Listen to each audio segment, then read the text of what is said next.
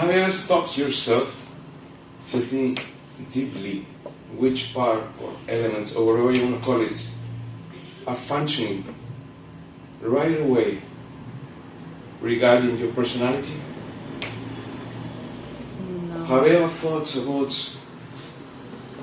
what floats your boat in life and what is to be conscious about anything? So these sort of questions are related to the next presentation. And as an extraordinary, I'd like to share with you a quote from Dr. Jung. Is the next one. Your visions will become clear only when you look into your own heart. Who looks outside dreams.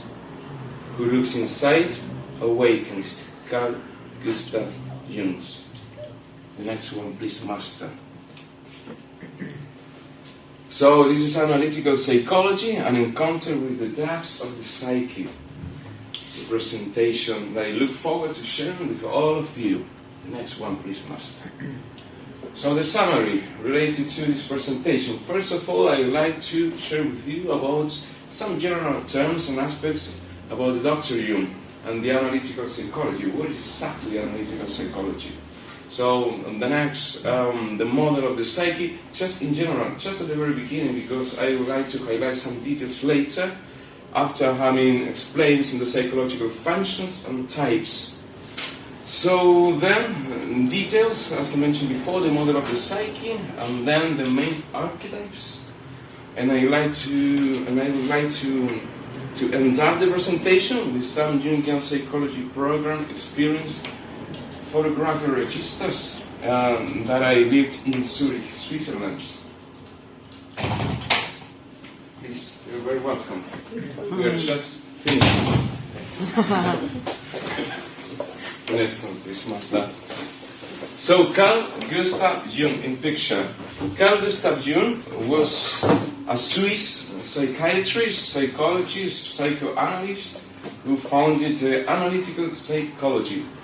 Carl Gustav Jung was definitely, scarcely ever might somebody deny that it was one of the most influential minds of the 20th century.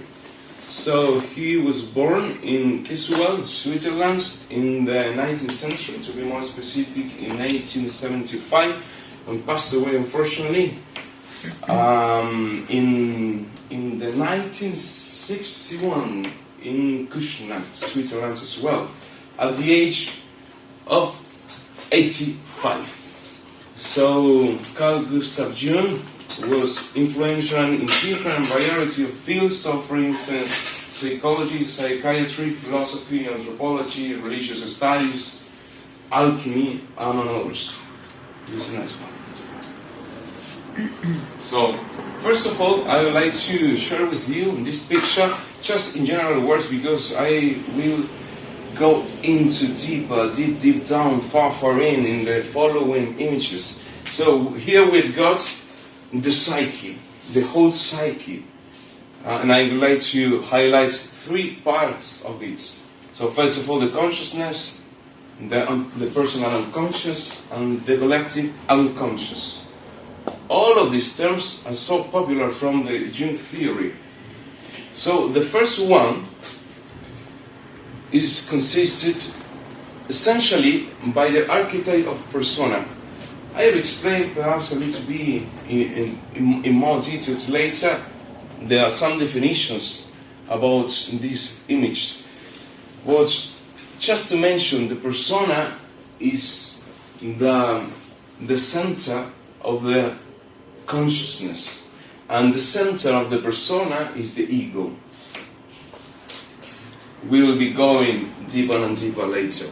So we've got the personal consciousness and the collective unconsciousness. This is the center of the psyche, not the ego. So most of the time we usually think ourselves as egos. Nonetheless, we've got something more profound than that. It's actually called, from Jungian theory, the self. Definitely the most important archetype of the theory. The next one, please, master.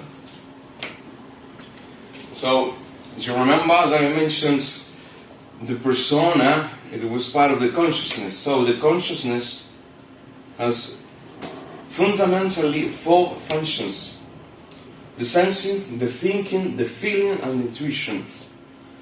The conscious life is based in these 4 functions. So somebody can perhaps be stronger in thinking than in feeling or sensing in comparison to intuition. Nonetheless, we've got to consider 2 aspects else to define a personality from the Jungian theory. The next one, please, master. What I meant to say by that is the next: extroverted types and introverted types. So we've got these sort of combinations from the 4 functions that I mentioned before. When we combine these aspects, we've got 8 kind of personalities. So, for instance, we've got the extraverted types. Extraverted means directed the person, the psychological energy, outwardly. On the contrary, inwardly, in the introverted types. So, the psychical energy of the personality is getting into the inner world. The opposite, the extroverted. And here you've got the different combinations of, for instance, extroverted feeling, introverted sensation, and so on. The next, please, master. So, as I mentioned at the very beginning of the presentation, this is the model of the psyche in detail. So, first of all, we've got the conscious part of the psyche. We've got the ego. The ego is the center of the persona, but what is exactly the persona? Persona is one of the most important archetypes of the Jungian theory, defining that we are using masks, to face the world. We've got a huge variety of masks in this. So the mask is the center with the ego of the conscious life. Nonetheless, we've got this personal unconscious. It's a kind of gateway, porch between the conscious life and the unconscious one.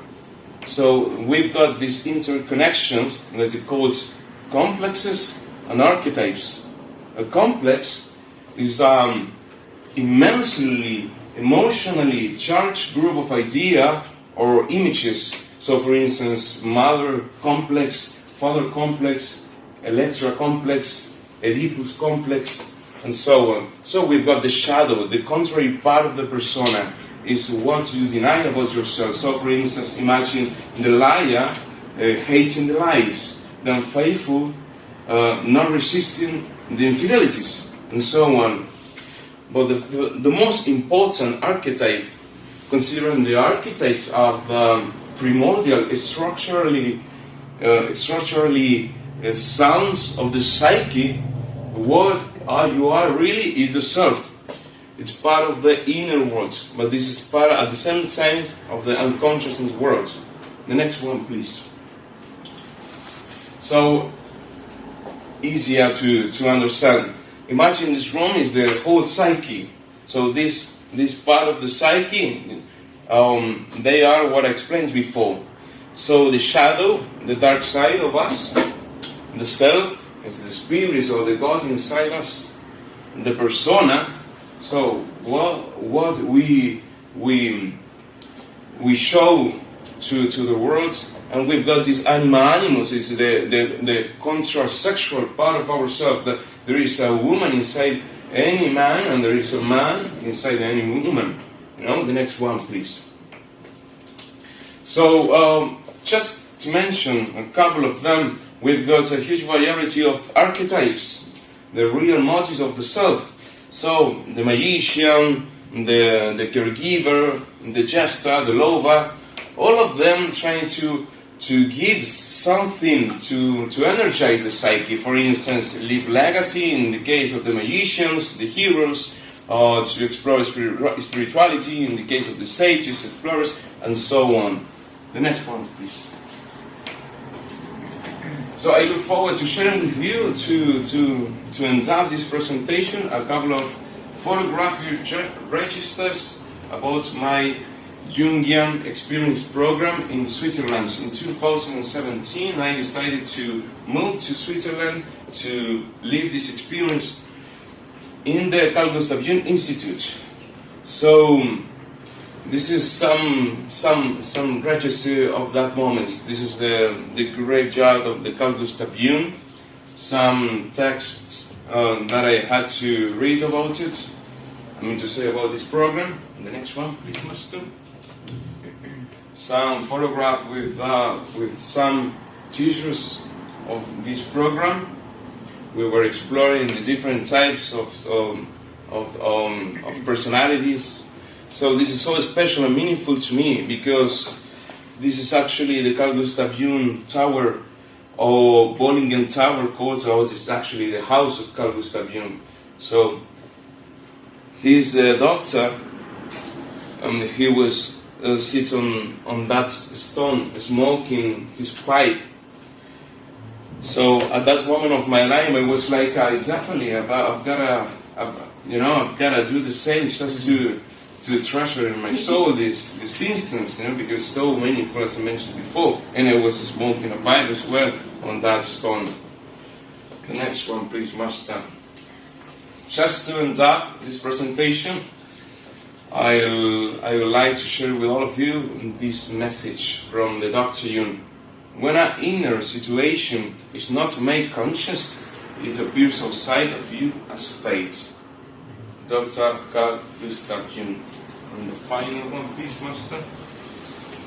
Thanks ever so much for your attention.